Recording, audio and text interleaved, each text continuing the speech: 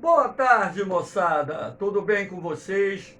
Aqui quem vos fala é o professor Eugênio Bastos, canal Geogênio, a serviço dos alunos que gostam de estudar e passar em concursos.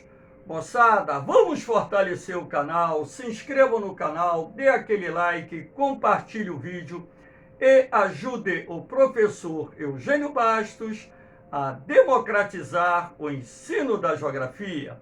Moçada, no nosso encontro de hoje, irei comentar a segunda parte do simulado da SpaceX do canal Geogênio.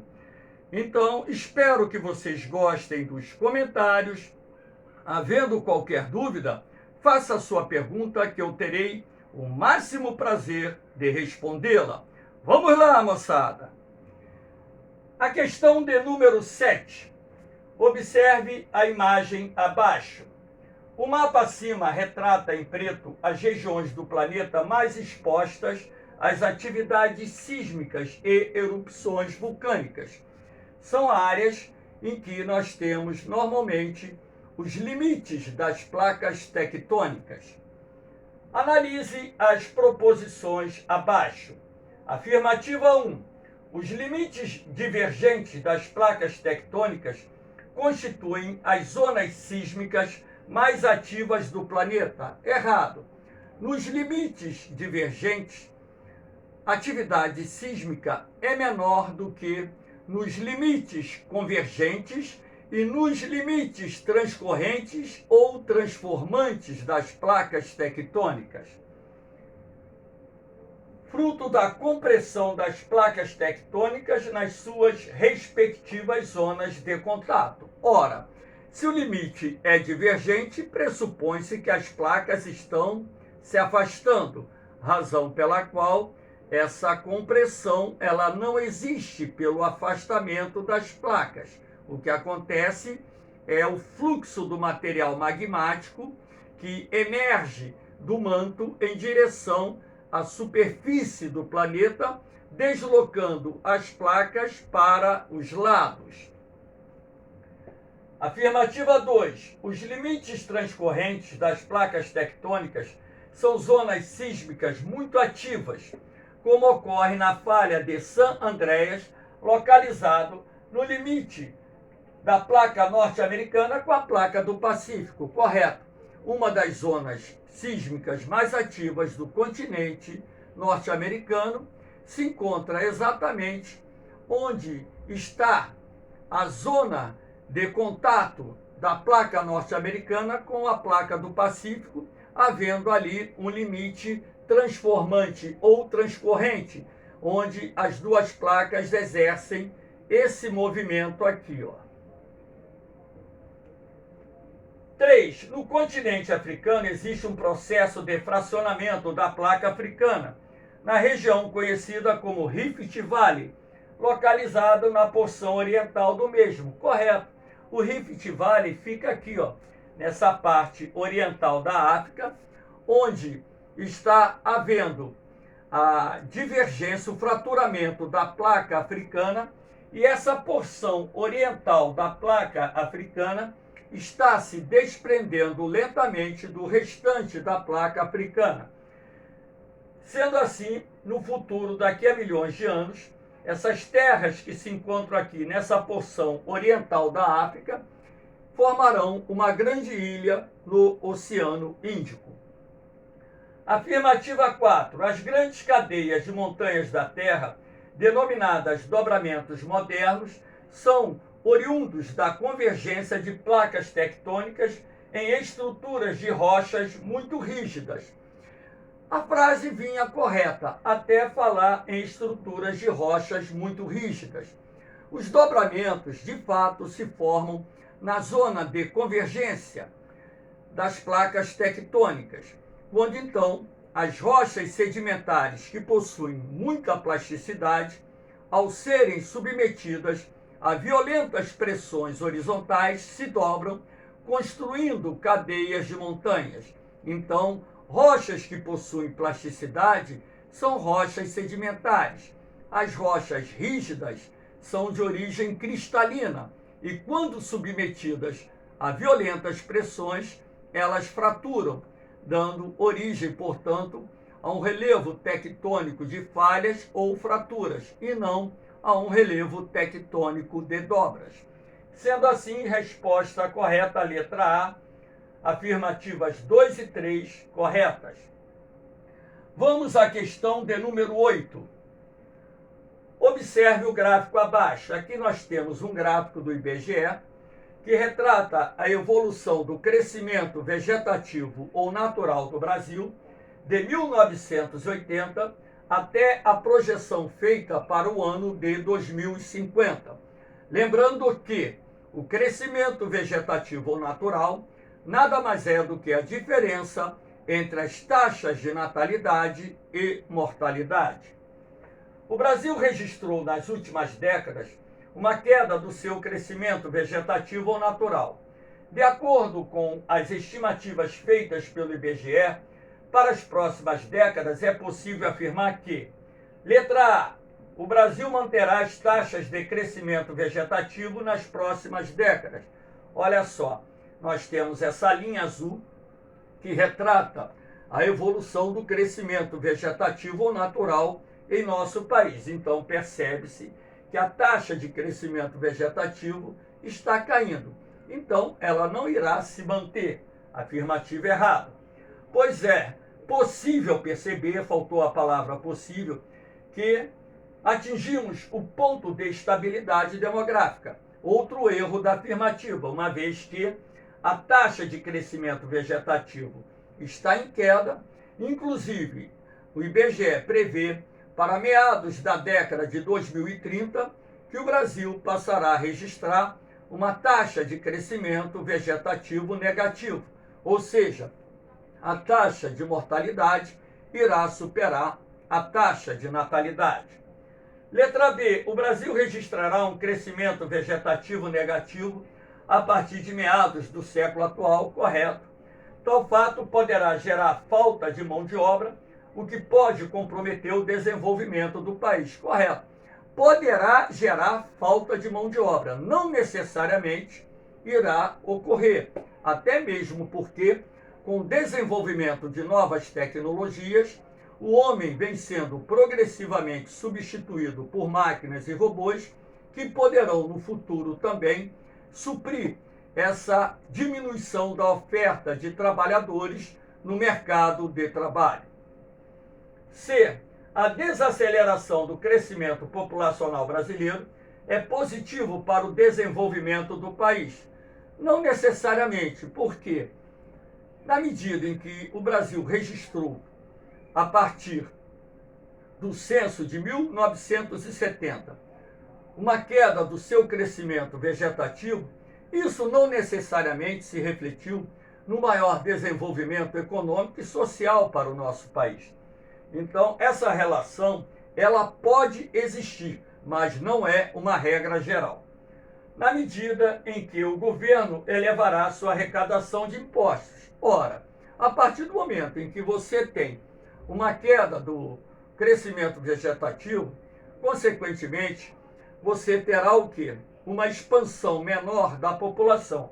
E a partir do momento em que você prevê que a partir de meados da década de 2030, o crescimento vegetativo da população brasileira venha a ser negativo, se prevê também que haverá uma queda da arrecadação de impostos e não um aumento, como afirma a proposição. Então, está errada.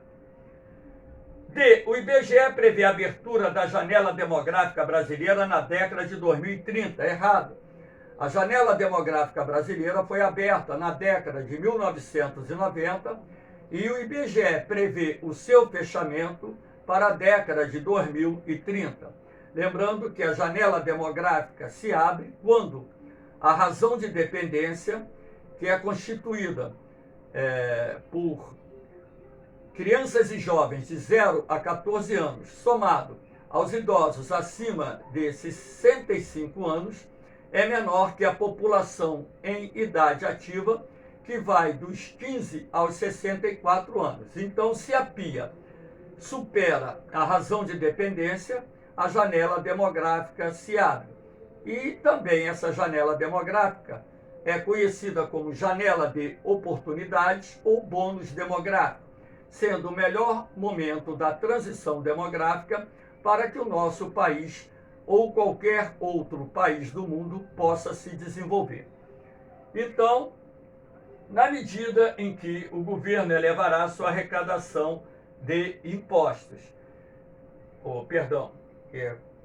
o que certamente será benéfico para a economia e a sociedade brasileira, pois o país poderá se tornar desenvolvido. De fato, quando a janela demográfica se abre, o país poderá se desenvolver, poderá se tornar uma nação desenvolvida, desde que o governo faça a sua lição de casa, que é investir em educação, ciência, tecnologia, criar condições para que a economia se desenvolva e, dessa forma, o país possa se transformar numa nação desenvolvida. Nós estamos com a janela demográfica aberta e estamos perdendo essa oportunidade. Letra E. As projeções do IBGE indicam que dificilmente o Brasil registrará crescimento negativo. Errado. Olha aqui o gráfico. A partir de meados da década de 2030, a linha azul aqui passa a ser negativa, aqui abaixo de zero. Sendo assim, a afirmativa está errada. A previsão, inclusive, do IBGE é que a população brasileira em 2100 venha a ser de 177 milhões de habitantes. Hoje, 2022, nossa população está em torno de 215 milhões de habitantes. Sendo assim, é possível perceber que teremos uma redução do número absoluto de brasileiros no final do século, da sua população ao longo do atual século. Sendo assim, o governo terá segurança no seu sistema previdenciário. Outro erro, né? Porque a partir do momento em que a população passa por um processo de envelhecimento, os encargos do governo com aposentadorias e pensões aumentam, o que é previsível para as próximas décadas. Sendo assim, a resposta correta, letra B. Vamos à questão de número 9. Dentro do contexto da nova ordem mundial, é possível perceber que o cenário geopolítico internacional tem assumido novas características. Analise as proposições abaixo. Primeira, podemos afirmar categoricamente que a Guerra Fria nunca deixou de existir. Correto. Nós deixamos de ter aquele conflito de natureza ideológica travado entre o capitalismo e socialismo, tendo à frente Estados Unidos como superpotência do sistema capitalista e a União Soviética como superpotência do sistema socialista, em 1989, quando, para muitos, ocorreu o fim da Guerra Fria, com a queda do Muro de Berlim. Mas essa Guerra Fria, ela nunca deixou de existir, tá? Ela deixou de ter conotação política e passou a ter conotação econômica, estratégica, militar. O que houve foi uma mudança da conotação dos interesses estratégicos e econômicos para as disputas ideológicas, é o contrário. Daí o erro da afirmativa. 2. A invasão russa da Ucrânia configura bem esse tabuleiro de xadrez que coloca de um lado os interesses geopolíticos e estratégicos dos Estados Unidos e seus aliados da OTAN e do outro a Rússia. Correto. É o que nós estamos presenciando dentro desses 80 dias de conflito entre a Rússia e a Ucrânia. Então, na verdade, a origem desse conflito resultou justamente da disputa entre Estados Unidos e seus aliados e a Rússia pela área de influência representada pela Ucrânia. 3. Dentro do contexto geopolítico da nova ordem mundial, há de se destacar o papel exercido pela China, que emergiu como o quarto polo de poder e hoje já constitui uma ameaça aos interesses dos Estados Unidos. Verdade. A China é hoje a segunda maior economia mundial e está se transformando numa potência militar de grande influência no mundo, uma vez que, através dos acordos firmados entre o governo chinês e vários países do mundo, inclusive para instalação de bases militares, a China ela vem aumentando sua área de influência dentro do cenário geográfico internacional. Então, não é só o crescimento econômico, mas também o crescimento do poderio militar chinês que preocupa as autoridades norte-americanas. 4. No jogo de disputa por áreas de influência política, econômica e militar, está notoriamente implícito as estratégias traçadas pelas grandes potências para defender os seus interesses, mesmo que isso custe uma guerra nas áreas periféricas. Correto, é o que vem acontecendo agora com a guerra na Ucrânia, onde você tem os Estados Unidos e seus aliados da OTAN fornecendo uma grande quantidade de armamentos para a Ucrânia e, do outro lado, a Rússia tentando dominar o território ucraniano. Sendo assim, nós temos a letra D, afirmativas 2, 3 e 4, como verdadeiras. Vamos para a próxima questão, número 10. Observe a imagem abaixo, aqui nós temos uma imagem da Ucrânia, as áreas vermelhas, áreas controladas pelos russos, enfim. Então, no rosa, no vermelho mais clarinho, controle militar russo, no tracejado, avanço russo, as setas, direção do avanço russo, e o branco, a Rússia anexou a Crimeia em 2014. Essa parte aqui não aparece em branco, mas sim aparece também em vermelho. A guerra travada entre a Rússia e a Ucrânia já ultrapassou 80 dias de conflito. Hoje completa 81. Hoje é domingo, 15 de maio de 2022. Analise as afirmativas abaixo. Primeira, o governo do presidente Putin utilizou como argumentos para invadir a Ucrânia o crescimento dos movimentos nazistas no país e a possibilidade da Ucrânia ingressar na OTAN. Essas informações foram muito divulgadas pela imprensa, jornais, revistas, televisão, sendo assim os dois motivos centrais que levaram a Rússia a invadir o território ucraniano. Claro que também para apoiar os separatistas da região de Donbás, onde nós temos Donetsk e Luhansk, duas províncias que são constituídas por populações de maioria russa que querem a independência da Rússia e posterior anexação à Federação Russa. Então, também essa é uma das causas da invasão da Rússia à Ucrânia, apoiar os separatistas da região de Donbás. 2. Apesar do poder bélico da Rússia ser bem superior ao poder bélico da Ucrânia, a tão esperada vitória relâmpago não aconteceu. E mesmo que a guerra tenha infligido pesadas perdas para a Ucrânia, o seu custo para a Rússia tem sido muito alto. Verdade. Eu mesmo esperava que a Rússia fosse derrotar a Ucrânia no máximo em 2 semanas. Eu tenho até uma aula gravada falando sobre isso. Seria uma guerra relâmpago.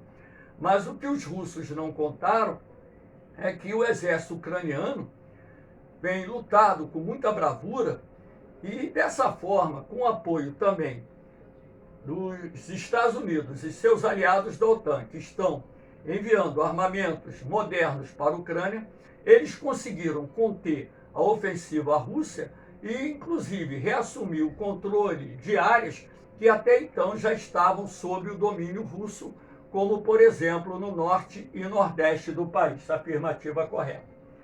3. As sanções econômicas impostas pelos Estados Unidos e seus aliados europeus pouco têm afetado a economia russa. Errado. A economia russa, inclusive, deverá registrar uma recessão muito grande esse ano, em função das sanções econômicas impostas, que continua crescendo. No campo militar, as vitórias do exército russo mostram que a ajuda ocidental à Ucrânia pouco tem surtido efeito. Outro erro. A ajuda militar ocidental à Ucrânia, inclusive, foi o fator que contribuiu para conter o avanço do exército russo e também permitir que o exército ucraniano reassumisse o controle de determinadas áreas que estavam já dominadas pelo exército da Rússia. 4. O exército russo já controla boa parte da porção ocidental. É errado. Porção oriental. Porção ocidental é a esquerda do território ucraniano. Apesar de todo o esforço do exército ucraniano, que conta com armas sofisticadas enviadas pela OTAN e Estados Unidos, os esforços para deter a invasão russa têm sido nulos. Errado. Os esforços para deter a invasão russa têm surtido efeito em vários frontes, ou seja, em várias frentes de batalha. Sendo assim, a resposta correta, a letra E, afirmativas 1 e 2, certas. Vamos para a questão de número 11. Observe o gráfico abaixo. Esse gráfico retrata o PIB de alguns países de 2020 e 2021. Os efeitos da pandemia do Covid-19 na economia mundial foi muito grande. Boa parte dos países registraram recessão em 2020. Todavia, muitas economias cresceram em 2021. Analise as afirmativas abaixo. Primeira, a pandemia foi responsável pelo aumento dos investimentos em novas tecnologias, alterando as formas de trabalho. Correto. Nesse ponto existe uma relação. E suprimindo por completo a necessidade do trabalho presencial. Errado. Suprimindo por completo, não. Aumentando o percentual de trabalhadores que passaram a exercer aquela função home office, ou seja, trabalhando em casa. 2. O lockdown adotado em inúmeros países foi de suma importância para conter a propagação da pandemia, porém afetou de forma drástica os setores produtivos, causando o fechamento de inúmeras empresas. Correto. Uma das consequências da pandemia foi a recessão. Aqui os dados de 2020 do PIB mostram isso. E a recessão trouxe consigo o fechamento de empresas, o corte do número de funcionários, milhões de trabalhadores mundo afora perderam seus postos de trabalho. 3. A China, país onde teve início a pandemia, conseguiu conter o avanço da mesma em seu território. Correto. Só agora, mais recentemente, é que houve um aumento significativo do número de casos, mas que já estão em queda de novo, em função da política do Covid-0 adotado pelo governo chinês. Mantendo dessa forma as taxas de crescimento econômico verificadas em anos anteriores. Errado, né? Mesmo que a economia chinesa tenha crescido em 2020, né, a taxa média de crescimento da economia chinesa esteve acima, nas últimas décadas, dos 7%. Então, a China não se ressentiu tanto quanto outros países, mas houve uma queda acentuada do crescimento, que em 2020 fechou com 2,3%, muito abaixo da média até então apurada. 4. O aumento da taxa de desemprego verificado em muitos países foi reflexo da pandemia. Todavia, os auxílios emergenciais concedidos por vários governos contribuíram para ajudar milhões de pessoas desempregadas. Verdade, isso inclusive aconteceu aqui no Brasil, onde milhões de trabalhadores brasileiros receberam o auxílio emergencial que até hoje está sendo pago às famílias que vivem em situação de vulnerabilidade. Então, sendo assim, a afirmativa correta, letra D. Afirmativas 2 e 4 verdadeiras. Vamos à última questão do simulado. Os efeitos da pandemia do Covid-19 são sentidos até hoje na economia mundial, onde uma das consequências decorrentes da doença foi o aumento da inflação em vários países do mundo. Sendo assim, é correto afirmar que, letra A, o aumento da inflação está associado ao crescimento da renda dos trabalhadores em vários países do mundo. Crescimento da renda? Não.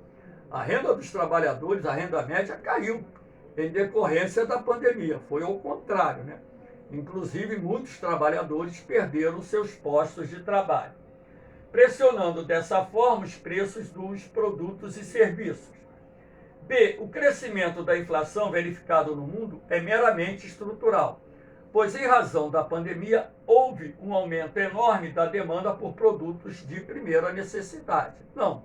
Mesmo que no primeiro momento as pessoas tenham corrido aos supermercados para estocar produtos de primeira necessidade, essa ação foi logo no início, quando os governos começaram a decretar o lockdown. Posteriormente, não. Ora, o que tem pressionado a inflação não é o crescimento da demanda em si, porque a demanda ela ainda está por atingir os níveis do período pré-pandemia. Mas o que acontece é que muitas empresas reduziram suas atividades e, com isso, passaram a ter também dificuldades. E também aquelas empresas que fazem parte de toda uma cadeia produtiva, que fornecem peças, componentes, também o setor que fornece matéria-prima, tudo mais, passaram a ter dificuldade para atender as empresas que estavam retomando as suas atividades. Então, até que isso se normalize, você tem um desequilíbrio na lei da oferta e da procura, pressionando assim os preços. E ainda há de se destacar outros elementos, como a alta do preço do barril do petróleo, no período em que as economias começaram a se recuperar, e agora com a pressão exercida em função da guerra entre a Rússia e a Ucrânia, e o aumento do frete, principalmente do transporte marítimo, tem contribuído também para o aumento da inflação. Letra C. O aumento da inflação está ligado ao crescimento da demanda em 2021. De fato, houve o aumento da demanda porque as atividades começaram a se recuperar, que até então estava reprimida pela crise proveniente da pandemia, somada às dificuldades para obter componentes e ainda pelo aumento dos fretes, aquilo que eu acabei de explicar. Então, a resposta é a letra C. Vamos ver o erro da D. A inflação atual está dentro do contexto da dinâmica capitalista derivada da lei da oferta e da procura. Há um desequilíbrio nesse momento, sim. A retração da demanda atual por produtos tem levado as empresas a aumentarem seus preços. A retração não. O crescimento, não a retração. Porque se você tem uma retração, o que acontece? Ora, as empresas tendem a segurar os preços. Então, isso acaba gerando menos inflação. Então, isso está errado. Letra E. Os índices inflacionários retratam o atual momento de retração da economia mundial. Outro erro, a economia está se recuperando. Olha aqui, a economia está se recuperando, que tem obrigado os bancos centrais dos países a elevarem as taxas de juros para conter a alta dos preços no mercado. Então, ora, se a economia estivesse em retração, quando você entra em recessão, a saída para os bancos centrais é inversa, ou seja, em vez de aumentar a taxa de juros, eles reduzem a taxa de juros para aquecer a economia.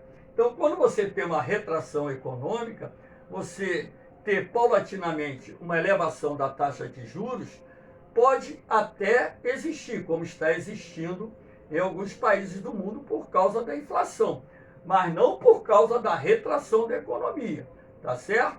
Então, a retração da economia gera um movimento no sentido oposto. Os bancos centrais dos países, em momentos de depressão econômica, tendem a reduzir as taxas de juros para aquecer a economia. Valeu, moçada! Espero que vocês tenham gostado do nosso encontro.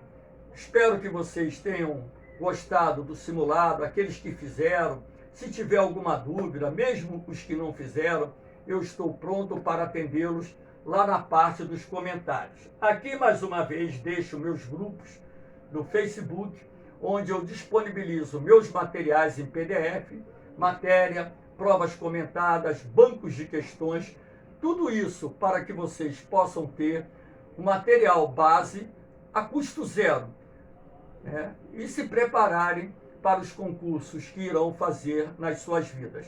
O canal Geogênio não é monetizado, não tem fins econômicos. A única coisa que eu peço a vocês encarecidamente é que ajudem a divulgar esse trabalho para que um número maior de jovens possam ter acesso a essas informações e terem uma preparação com um professor que tem 41 anos de experiência em concursos militares e vestibulares. Valeu, moçada! Um beijão no coração de vocês, um forte abraço, fiquem com Deus, eu vou, mas eu volto, hein? Fui!